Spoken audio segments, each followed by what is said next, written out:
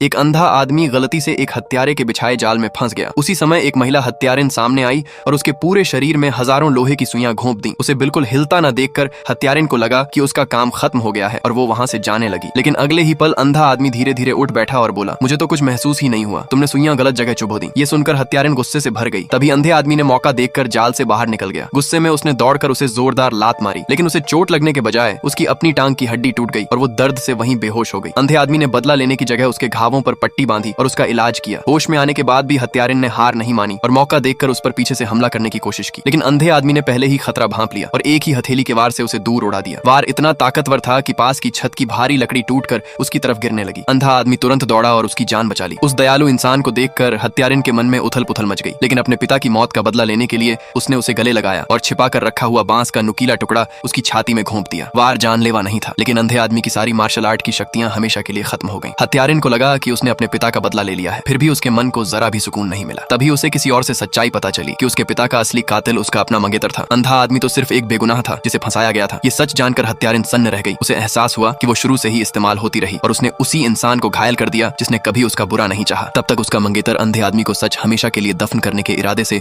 फांसी के मैदान में ले जा चुका था। उसी पल हत्यारिन ने फैसला कर लिया कि चाहे कुछ भी हो जाए वो अंधे आदमी को हर हाल में बचा कर रहेगी। सब्सक्राइब कर लो, अगला पार्ट जल्द ही आएगा।